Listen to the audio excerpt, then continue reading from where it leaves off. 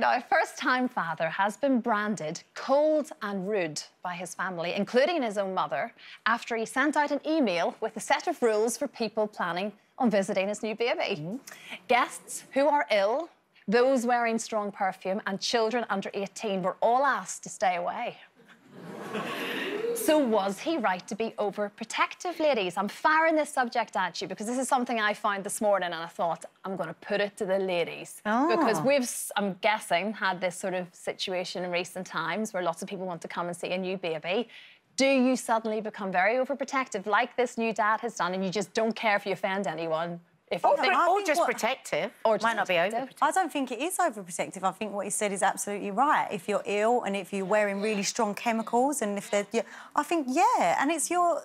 You've just given birth to a life that has lived inside of your body for 9 months, grown inside of your body, and it's only just come out into the atmosphere. I think it's not overprotective at all. What about the under-18 rule? Yeah, I would say... I'll probably be a bit more lenient and say, like, under 11 or whatever, like really young children who do carry loads of like coughs and colds, and if they're not directly related. If you went to hospital to see a new mum who'd just given birth to a newborn, they don't let any children in other than siblings because of the risk of infection and the risk of... But siblings get colds too, don't they? But it's different because they are part of the same family. Right. And I do think that, I don't know, don't quote me on it because I'm not a doctor, but I think that for scientific reasons, I think they are able to... They might have the immunity from the genes or from the whatever, I don't know. But why would you even risk it? It's such a scary, volatile time anyway, those first few weeks. I feel like I would have loved someone to have been like, actually get away from the baby, because I felt like I did that a lot and I ended up feeling like I was going crazy by saying it myself. Yeah. I think I don't think it's overprotective. I think it's protective, and I think that whatever feels right at that time, do it. And I reckon there'll be loads of people watching this that will go, I wish I could have done that. I would have liked to have said that. But is the fact that they didn't do it because it is seen as rude? Because you don't want to offend, yeah. You know, it is his own mother or straightforward. You know, there's two ways of looking at it, isn't it? It's just a straightforward... So it's not saying don't come, but it's saying that if you do want to come, these are the rules. And I think that's absolutely fine. It's your house, it's your rules. But there were other lists here. He said visitors could only stay for an hour or less. Yeah. Visitors should not bring gifts, as these are a hassle. That's a bit rude. Oh, hello, I was going a bit... And to keep visits to 3 to 4 people at a time.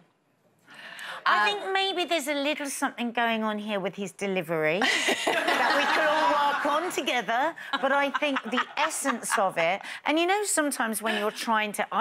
I've never been that good at putting boundaries in place. I've got better as I've got older. But sometimes when you're trying to and you want to be really firm about something, you can sometimes overstep that a bit. Yeah. And maybe that's what's going on, because he's a new dad. He's just been a bit too... Yeah. A bit too straightforward, but maybe. You also wonder whether he's consulted the mother on this as well. Because, you know, a lot of the time when you've just had a baby, it's quite lonely. Yeah. And sometimes, you know, I know you do want to go into a bit of a rabbit hole, but there are times when you actually, a friend coming around having a cup of tea is lovely, you know, it kind of, like, perks up the day a bit. It is each to their own, because there were...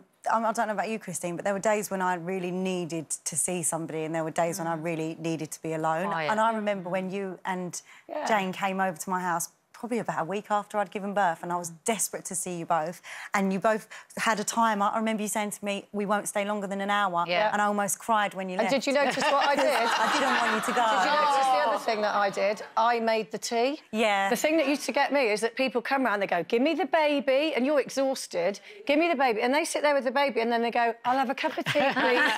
It's like, no, it should be the other way round.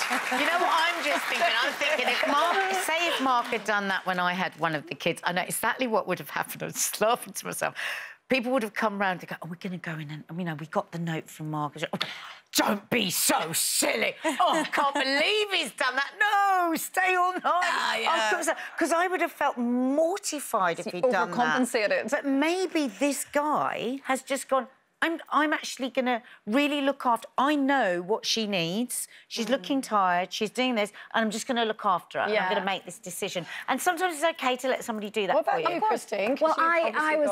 do you know, isn't it funny when you look back and it really is a bubble? I can hardly even remember those early days. You sort of... it just sort of all just happened. And I had Mum and my dad and my sister there for the first couple of days, and then they went home, and then I was on my own. Frank was in Derby, and suddenly I thought, oh, and you get that moment of thinking, yes, it is nice to be on your own because you're kind of coming to grips with things yourself, but yes, it's also nice to have someone there as well. It's also an hour-by-hour thing. You never know how you're going to feel, and it changes minute to minute. And one minute you could be sitting there thinking, this is the best day of my life. The next minute you can be in tears while you're trying to express the blood out of your boobs. It's like, it's a roller coaster. But your friends know that, don't they? Yeah. I think with proper friends, you can just say, do you know what now? I'm knackered. Please go. Yeah. Shall I call you a cab? I find the kissing of the baby from people I didn't really know. With you. People wanted to kiss her all the Even time. people I knew and loved, I was like, get your lips away from my baby. I was like that when I first saw Rex. I was having a kiss. I went, I've just done it again. I've just done it again. I couldn't stop it. But you have to stop it. But people because don't for a mean mum, any it's very harm. nerve-wracking. It's absolutely out of love that people want to do it. But then, as you say, you're going, oh, Where they got a cold. That's me up for the next 2 weeks.